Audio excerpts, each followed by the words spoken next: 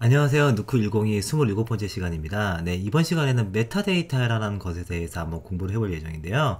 자, 메타데이터 같은 경우는요, 실제 컴포지팅 환경에서는 그렇게 많이 쓰이는 경우는 사실 없는데, 물론 쓰이긴 해요. 쓰이긴 하는데, 누크 스튜디오 같이 이렇게 전체적으로 컨펌을 하고 리뷰하고 매니지먼트 할 때는 메타데이터가 요즘에 디지털 워크플로우에 있어서 굉장히 효율적으로 쓰이는 구조를 가지고 있습니다. 자, 그래서 메타데이터라는 거를 뭐 약간 들어보신 분도 있고요. 이렇게 처음 들어보시는 분도 계신데, 정의를 내리자면요, 여기 쓰여져 있는 것처럼 다른 데이터를 설명해주는 데이터 라고 하시면 되고 생각하시면 되고요. 그리고 영상의 그 속성에 보면요, 여러 가지 영상 그 클립 하나의 영상 클립이라도 거기 안에 속성들이 있잖아요. 그런 속성의 하나하나 자체가 메타데이터라고 볼 수 있습니다. 그런 거로 볼 수 있고요. 정의를 굳이 내리자면은 데이터에 대한 데이터, 그리고 데이터에 대한 구조화된 데이터라고 볼 수 있는데, 이렇게 설명하면 조금 더 어렵게 느껴지실 거예요. 그래서 쉽게 얘기하면 뭐냐면요, 저희가 도서관에 가면은 책이 있잖아요. 그리고 실제 중요한 건 책의 내용이죠. 영상에서 가장 중요한 건 영상 클립의 안에 있는 프레임에 있는 그림입니다. 그게 가장 중요하죠. 그림하고 오디오가. 근데 그거는 메인이고요. 그거 책으로 따지면 책의 내용이에요. 그 내용인데, 그 책을 어떤 책이고 뭐 어떻게 목차가 어떻게 되어져 있고 막 그런 ISBN 넘버가 어떻게 되어져 있고 그런 여러 가지 그 책을 도와주는 데이터에 대한 데이터, 그러니까 그 책의 속성들이 있죠. 그런 속성들이 있는데 그런 걸 가지고 메타데이터라고 볼 수 있습니다. 대표적으로는 책의 제목이 메타데이터고요. 영상 클립에서는 이렇게 어떤 것들이 있냐면요, 그 영상 클립이 언제 촬영이 됐고 몇 번째 어떤 카메라에 의해서 촬영이 됐으며 몇 번째 뭐 메모리 카드로 촬영이 되고, 그리고 여기에는 어떠한 TC 타임코드를 가지고 있는지 뭐 그런 것들이 있는데, 그런 것들이 메타데이터입니다. 자, 그래서 누크에서 컨펌을 할 때요, EDL 데이터로 컨펌을 하는데 그때 가장 많이 쓰이는 게 릴넘버하고 TC 타임코드가 쓰이는데, 그것들이 메타데이터에 쓰여지고요. 그 누크 스튜디오에서는 그 메타데이터를 이렇게 확인할 수 있습니다. 그래서 왼쪽에 있는 그림 보면요, 마우스 오른쪽 버튼 누르면 오픈인 메타데이터 뷰, 단축키는 Alt키 D로 되어져 있죠. 빨간색으로 동그라미 쳐져 있는 거 보이시죠? 그리고 오른쪽 그림은 같은 클립이에요. 영상으로만 따지면은 사실 이렇게 뭐 보면 같은 클립인데, 왼쪽 클립 같은 경우는 어떤 클립이냐면요, 왼쪽에 있는 메타데이터 뷰 같은 경우는 프록시 파일로 만들어져 있는 MOV 파일에 대한 메타데이터를 보고 있는 거고요. 오른쪽 클립은 실제 알렉사로 촬영되어 있는 원본 파일에 대한 메타데이터 클립입니다. 그래서 원본 파일 같은 경우는 메타데이터가 굉장히 많이 정리가 되어져 있죠. 근데 오른쪽 거 같은 경우는 메타데이터가 이렇게 많이 간략화되어져 있다는 것을 볼 수 있습니다. 꼭 필요한 메타데이터만 들어가 있다고 볼 수 있는데요.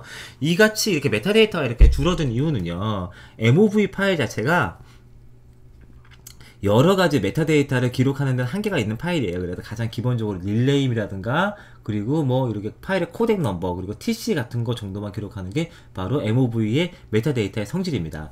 메타데이터에 대해서 조금 더 이렇게 깊숙이 들어가면요, 그 메타데이터가 이렇게 영화 합성 작업에 가장 많이 쓰였던 경우는, 영화 합성 작업의 기본적인 워크플로우, 파일 베이스 워크플로우는 DFX 파일을 많이 기본적으로 사용을 합니다. 그리고 정말 이렇게 그 CG가 많이 들어가는 경우는 뭐 EXR을 사용하기도 하는데, EXR 같은 경우는 풀 메타데이터 파일을 지원해요. 예를 들어서 이렇게 오른쪽 편에 있는 촬영 당시에 이렇게 많은 메타데이터가 있으면은, 이런 건 EXR 같은 경우는 이거 그대로 다 가져갑니다. 다 가져갈 수 있는 성질을 가지고 있고요.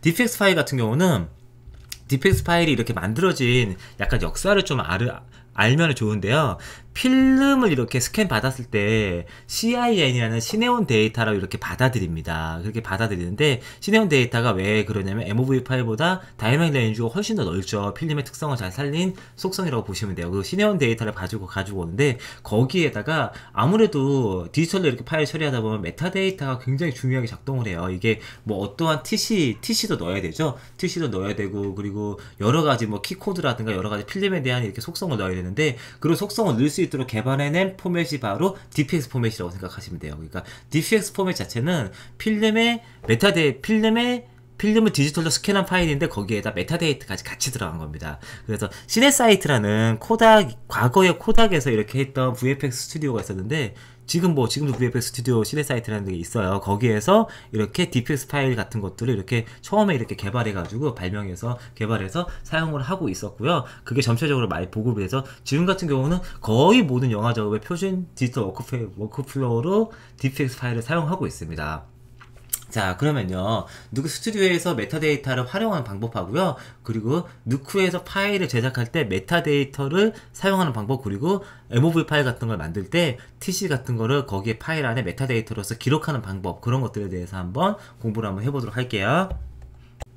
자, 누크 스튜디오로 넘어왔습니다. 자, 기본적으로 누크 스튜디오고요. 지금 같은 경우는 이 정도 얘가 실시간으로 돌아가는데 아무래도 파일 캡처를 하다 보니까 실시간으로 돌아가진 않고 있습니다. 자, 그래서 두 개의 파일이 있어요. 하나는 자, 업그레이드 되어진 파일이고 하나는 레퍼런스 파일인데 이렇게 지금 정리를 해놨습니다. 자, 그 메타데이터 같은 경우는요, 이 클립에서 바로 확인할 수 있는데요, 클립을 선택한 다음에 마우스 오른쪽 버튼 오픈인 메타데이터 뷰 통해서 보실 수 있고요. 똑같이 여기 타임라인이 아니라 클립을 가져와서도 확인하실 수 있습니다. 그래서 단축키는 Alt D키예요. 그래서 Alt D 누르시면요, 이렇게 바로 메타데이터를 확인할 수 있습니다.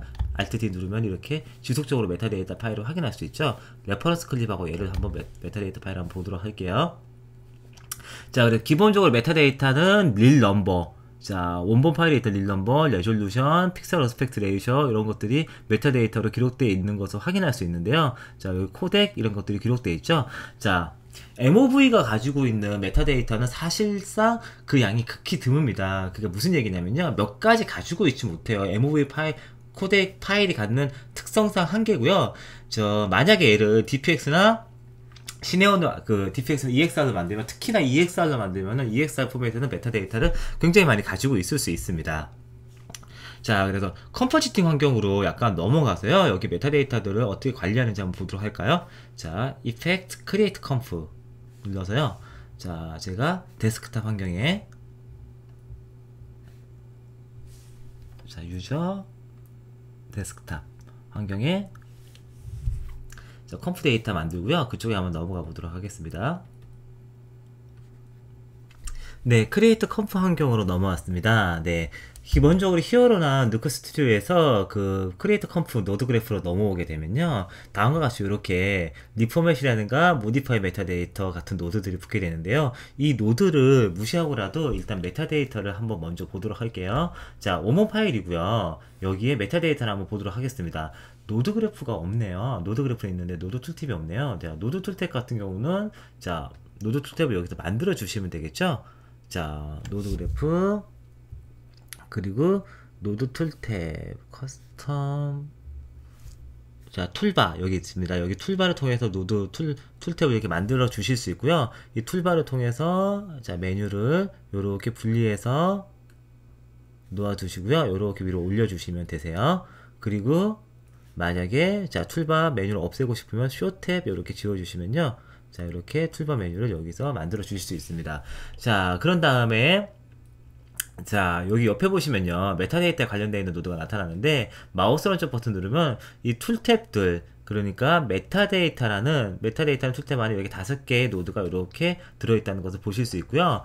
뭐 뷰 메타데이터는 메타데이터 보는 노드고요. 모디파이는 메타데이터를 이렇게 말 그대로 새롭게 넣을 수 있는 노드입니다. 없는 메타데이터 넣을 수 있고요. add 타임 코드는 타임 코드를 넣는 노드, 카피 메타데이터를 카피하고 컴페어하는 두 개를 비교하는 거죠. 자, 이런 식으로 메타데이터에 관련되어 있는 노드들이 있습니다. 자, 그래서 뷰 메타데이터 노드를 통해서 메타데이터를 한번 보도록 할까요? 그럼 이런 식으로 메타데이터가 나오는데, 해당 MOV가 가지고 있는 메타데이터들이 이렇게 나온다는 것을 확인할 수 있습니다. 타임코드, 가장 중요한 타임코드 같은 경우는 이렇게 되어져 있고요. 여기 안에 뭐 다른 정보들, 파일 네임이라든가 기본적인 정보들이 이렇게 들어 있습니다. 아무래도 원본 파일 같은 경우는 훨씬 더 많이 있을 텐데요, 그 오프라인 파일로 만들어져 있기 때문에 이렇게 들어있다는 것을 확인하실 수 있어요. 저희가 중요한 거는요, 렌더링을 만약에 걸어요. 렌더링을 걸면은 제가 MOV 파일로 한번 렌더링 한번 걸어보도록 하겠습니다.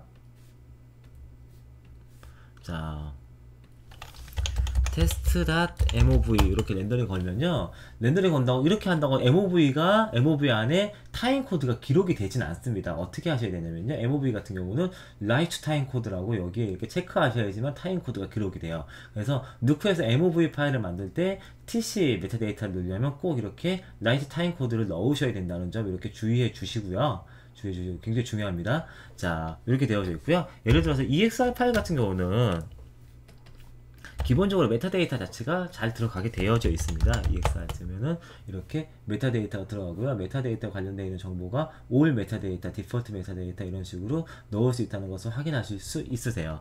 자, 이렇게 하실 수 있고요. 만약에 타임 코드를 변경하고 싶으시면요, add 타임 코드라는 명령이 있어요. 얘 같은 경우는 언제 자주 사용하냐면, 자, 저희가 모션 그래픽 파일을 만들다거나 아니면 특정한 여기서 합성 파일을 만들면은 아무래도 컴퓨터에서 만들어지는 파일은 뭐가 없냐면 메타데이터가 없습니다. 그래가지고 그 해당 메타데이터를 여기에 스타트 코드 여기에 넣는 대로 그 메타데이터가 들어간다는 점, 이 점이 유의하셔야 되고요. 이렇게 메타데이터를 넣으면은 얘도 EDL이나 XML 같은 경우는 메타데이터가 없어도 사용하실 수 있긴 한데요. 자, EDL 같은 경우 사용할 때 메타데이터를 넣어서 사용을 하실 수 있습니다. 그런 것들이 여기 바로 그 누크 스튜디오의 타임라인에서 효율적으로 동작을 하는 거죠. 여기 보시면은, 자, 다음과 같이 이렇게 스프레드시트가 있는데 여기 안에 들어가 있는 소스 인, 아웃 포인트 ETC들이 바로 메타데이터에서 다 넘어온다는 점을 유의하시면 될 것 같습니다. 이런 것들을 다 메타데이터에서 관리하는 거거든요.